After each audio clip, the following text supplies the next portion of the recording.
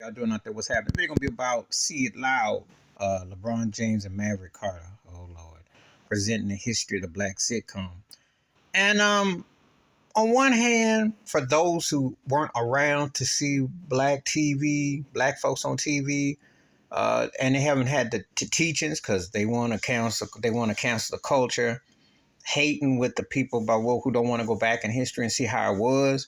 It's important to see it. On the other hand, it's just another look at what I've done by LeBron James and Maverick Carter. Listen, I grew up watching most of those shows, and I can tell you something. Them shows were great. Good Times was a very important show, even though it got whitewashed and the buffoonish of Kid Donald Mike got nerve-wracking after Jimmy Walker, because John Amos was the TV dad that I responded to. A rest in peace to Esther Rose, and of course Thelma Bernita Stance, one of the baddest chicks on TV back in the day. And Ralph Carter, very talented cat. Bookman was a very talented, multi-talented, and who can forget Valona? The late Janet Dubois. Very talented. Of course, a young Janet Jackson was on there too, so what cast? Sanford and Son, my favorite sitcom ever, Father and Son, rest in peace, Red Fox.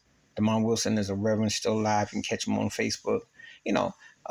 Watch those shows. The Jeffersons, George and Ouija, come on now. They were iconic. If they were white, they would have been blown up threefold. They was tackling a lot of issues, interracial marriages, children, etc.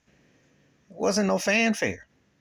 And they didn't really play black shows, TV, a lot of attention till Bill Cosby got in the mix, the Cosby Show. Now they want to ostracize him and anti-Bill Cosby.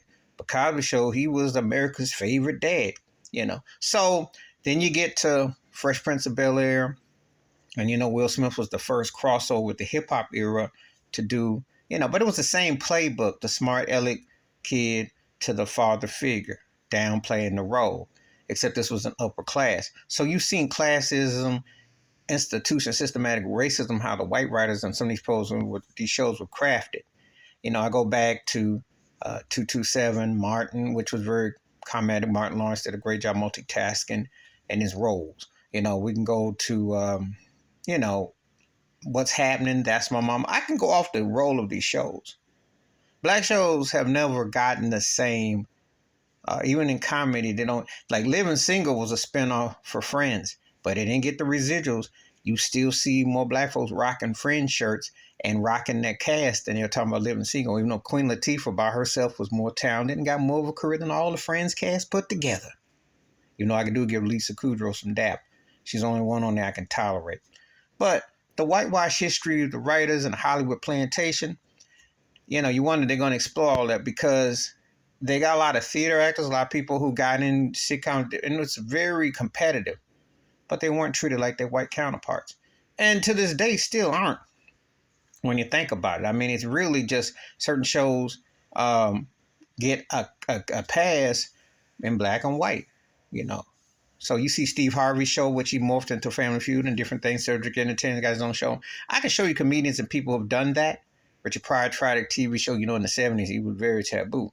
Just saying. A lot of people have variety shows. Flip Wilson did. Geraldine, which predated Tyler Perry. But Flip Wilson wouldn't play the game, so they ostracized him. You should know these historical about all these things. Before that, when Nat King Cole had his variety show, talk show, for Arsenio Hall. All these shows tap into it. A lot of these shows tap into it. Now, like I said before, shows come and go when I'm in my, thinking. I can tell you most of the most successful shows, important shows, were in the 70s. Because a lot of them were a spinoff from the All in the Family chain with Norman Lear, who pimped a lot of black folks. That's a fact. You should know about Eric Monty, and you should know about the original Lionel Jefferson, who was Michael Evans, the late Michael Evans, who died 20 years ago.